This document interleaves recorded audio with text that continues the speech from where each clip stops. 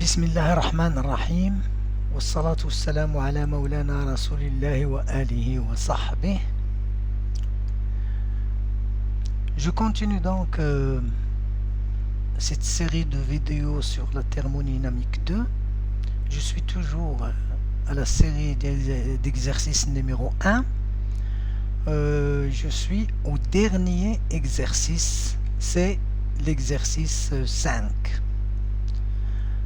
Cet exercice-là est d'une grande importance dans cette série, donc je vais essayer de le traiter de manière relativement complète. Cet exercice, il s'intitule donc transformation réversible et irréversible d'un gaz parfait et le calcul de l'entropie créée. Alors, il s'agit donc de rappeler le signe de la variation d'entropie de l'entropie créée d'un système qui échange de la chaleur avec le milieu extérieur. Le cas d'une transformation aussi adiabatique, puis indiquer deux cas où l'entropie échangée peut être facilement évaluée. Bon, ceci normalement c'est comme une sorte de cours. La deuxième question, on va prendre une transformation adiabatique et pour laquelle on connaît l'état initial et l'état final et on cherche dans le cas où cette transformation est réversible à répondre aux questions et on cherche aussi dans le cas où la transformation est irréversible, on répond aux questions suivantes, c'est-à-dire le calcul des variables d'état et aussi du travail ou bien de l'entropie échangée, de l'entropie créée aussi. Alors, une application numérique dans la question 2.3. La troisième question, je mets ce gaz avec une source de chaleur à la température T0. On demande donc de déterminer les variables d'état T1, T2 et V2, puis dans le cas où cette transformation est réversible, le calcul du travail, de la chaleur et de l'entropie créée. Dans le cas où la transformation est irréversible, les mêmes calculs. Bon, voilà donc l'ensemble des questions telles qu'elles sont posées. On voit bien qu'il s'agit du calcul des variables d'état. Ces variables d'état normalement dépendent de la nature de la transformation et de l'équation d'état du gaz considéré.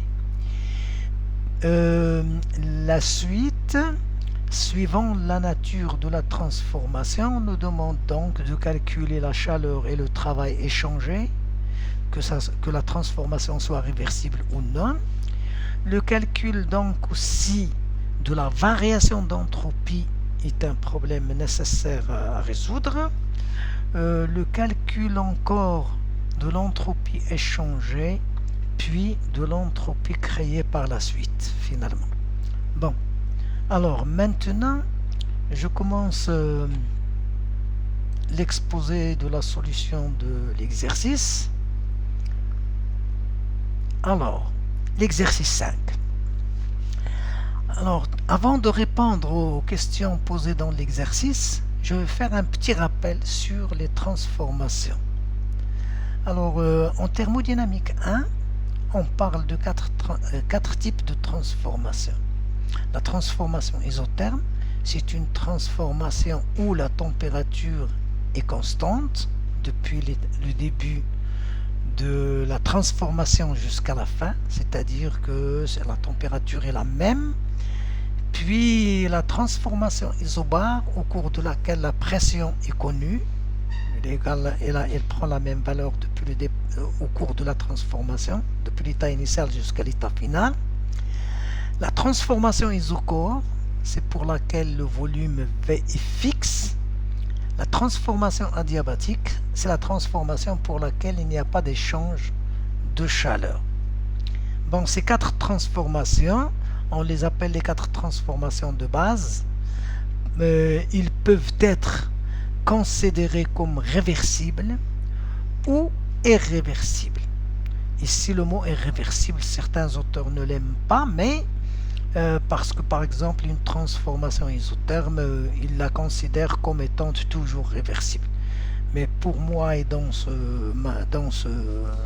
manuel, dans ce cours, je considère que les 4 transformations, je peux leur associer l'adjectif réversible, je peux leur associer l'adjectif irréversible, sachant bien sûr que toute transformation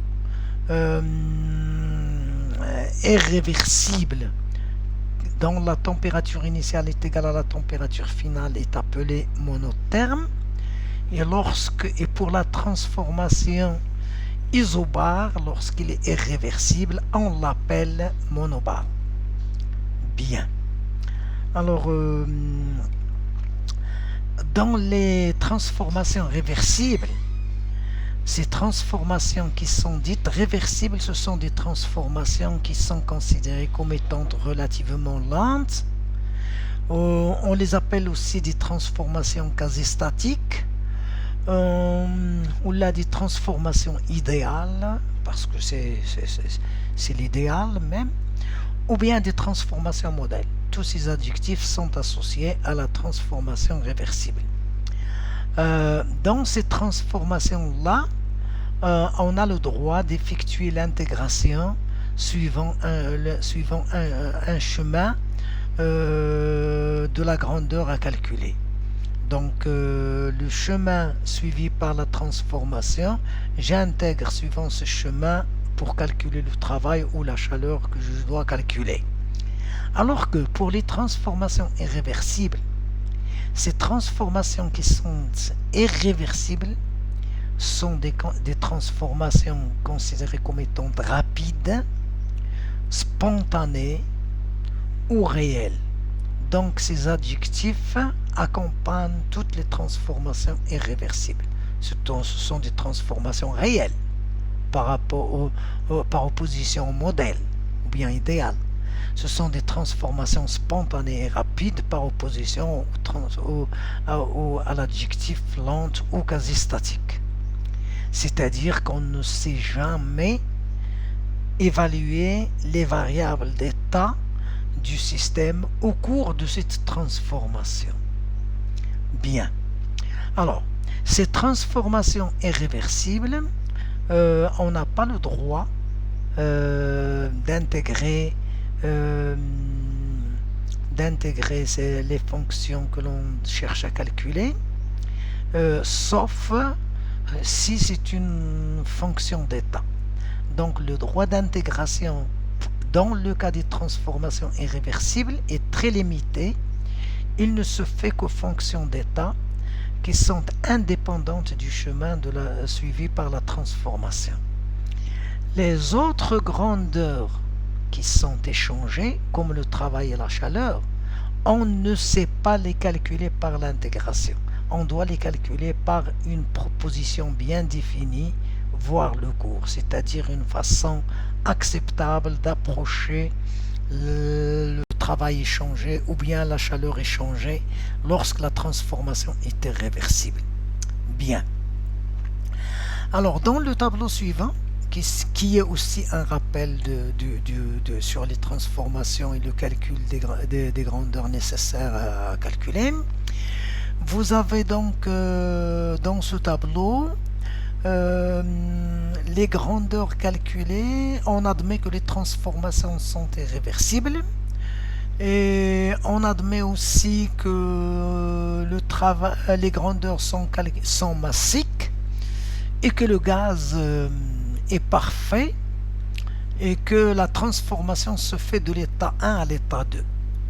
Alors on pose les 4 transformations de base, isotherme, isobare, isochore et adiabatique, que l'on admet que ce sont des transformations irréversibles. On voit ici le calcul du travail ou bien de la chaleur. Pour cette colonne de la chaleur, vous avez la chaleur échangée et l'entropie échangée. Ici, donc, c'est la variation de l'énergie interne. Et là, c'est la variation d'entropie. Alors, ici, c'est la variation d'entropie. Alors, si la transformation est isotherme est réversible, ça veut dire la définition du travail se fait par la pression extérieure. Et la pression extérieure, c'est la pression. Ici, donc, c'est la pression finale. Parce qu'il y a un équilibre avec l'extérieur. Alors, donc, le calcul, c'est moins P2, facteur de V2 moins V1. Pour la transformation isobar, donc P1 égale P2, donc la même formule. Ici ou là, c'est la même chose. Pour la transformation isocore, W échangé égale 0. Alors, pour la transformation adiabatique,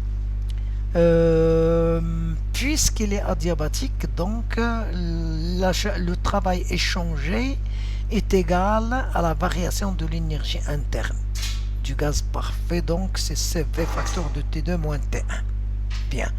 Alors là, c'est la chaleur échangée ou bien l'entropie échangée. Alors, la chaleur échangée pour toute transformation isotherme est égale à moins le travail, parce que le gaz est parfait, donc la variation de l'énergie interne est égale à 0, et la variation de l'énergie interne est égale à W12 plus Q12, donc Q12 est égal à moins W12 qui donne donc le résultat ici. Bien. Et l'entropie échangée puisque la transformation est spontanée, c'est-à-dire rapide, alors l'entropie échangée, alors ici le C c'est-à-dire E, l'entropie échangée est égale à la chaleur divisée par la température initiale ou finale parce qu'il est isotherme. Donc divisé par T0 ou bien divisé par T1 ou bien divisé par T2. C'est la même chose. Pour la transformation isobar, la chaleur échangée pour toute transformation isobar est égale à la variation de l'enthalpie libre, c'est-à-dire delta H. Donc il est égal à Cp facteur de T2 moins T1. Cette chaleur échangée donc se calcule à partir de la variation d'enthalpie. Et pour l'entropie échangée, SE, elle est égale donc à la chaleur divisée par la température finale. Parce qu'il est spontané, donc on admet que le système est placé directement sous la température finale à laquelle elle va s'équilibrer. Bien.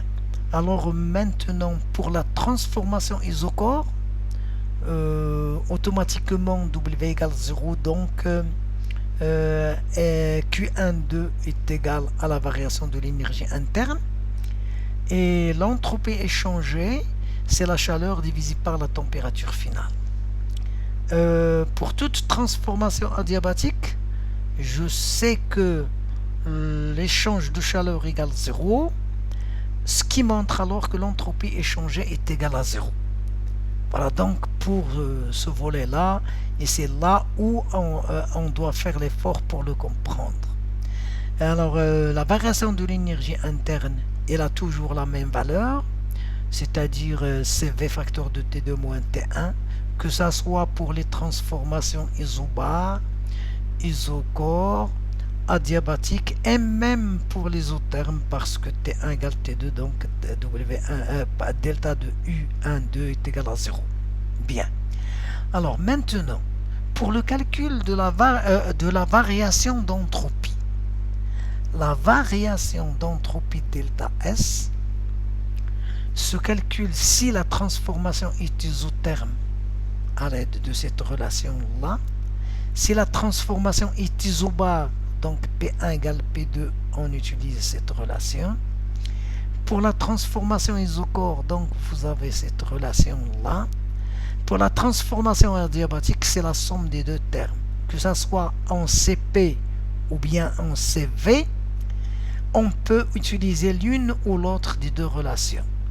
Sachant que ces deux relations normalement permettent d'obtenir ces relations-là. Si la transformation est isobare, donc j'utilise ce terme. Si la transformation est isochore, j'utilise cette partie-là. Et si la transformation est isotherme, alors je peux utiliser l'une ou l'autre. C'est-à-dire je peux écrire delta S est égal à R sur M ln de V2 sur P1, ou bien moins R sur M ln de P2 sur P1, et j'obtiens donc la variation d'entropie. Si je connais la variation d'entropie, et si je connais l'entropie échangée, alors l'entropie créée est obtenue de façon facile. Bien. Donc je vous remercie. Wassalamu alaikum wa rahmatullah.